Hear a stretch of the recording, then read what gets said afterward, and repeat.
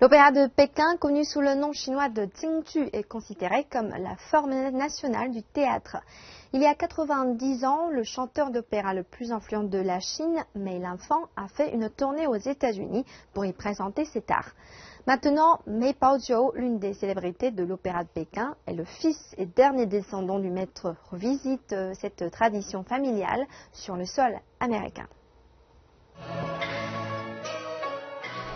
Lors d'une tournée américaine spéciale avec des costumes somptueusement brodés, un maquillage élaboré et des acrobaties, une troupe de près de 90 chanteurs, acteurs et musiciens vont éblouir le centre Lincoln à New York.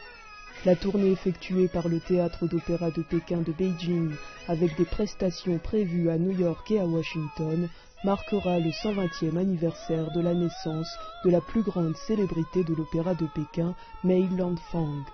Son fils de 80 ans, Mei Baojiu, l'un des plus grands artistes de l'opéra de Pékin, a organisé le programme de la tournée américaine, marchant ainsi sur les pas de son père. En 1930, mon père a joué dans de nombreux spectacles aux États-Unis, à New York, à Washington DC et à Los Angeles. Donc si je veux faire quelque chose pour rendre hommage à mon père, pour célébrer son œuvre, je dois retourner dans ces villes. Mei Lanfang est connu pour avoir révolutionné la tradition selon laquelle les hommes interprétaient des rôles de femmes à l'opéra de Pékin. Il a créé un style unique connu sous le nom de l'école de Mei Lanfang. On compte parmi les spectacles 5 pièces de théâtre plus courtes. Chacune met en scène un personnage féminin majeur qui aurait été joué par Mei Lanfang dans le cadre d'une production de longue durée.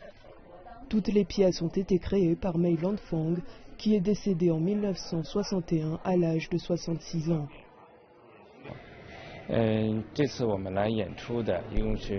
y a 2 spectacles. Le premier se concentre sur l'œuvre de Mei Lanfang et l'autre est d'une association de spectacles. Il y a 5 parties en tout.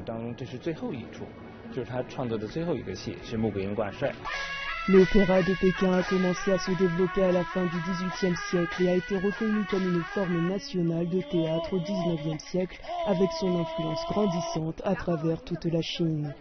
120 ans plus tard, Mei Baojiu affirme que l'essence de cet art reste intacte avec des petits signes de modernisation.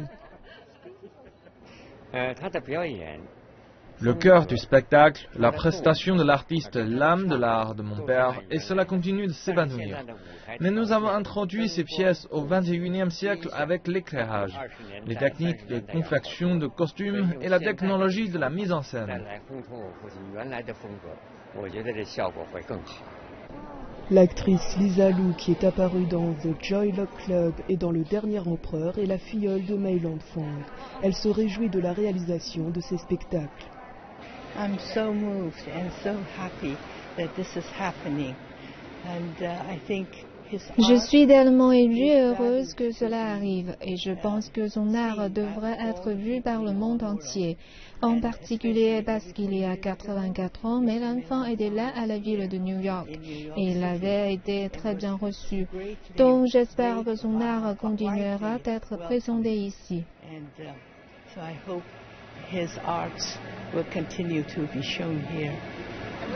La troupe se produira le 23 et le 24 août au centre Lincoln avant de jouer 2 spectacles au centre John F. Kennedy pour les arts du spectacle.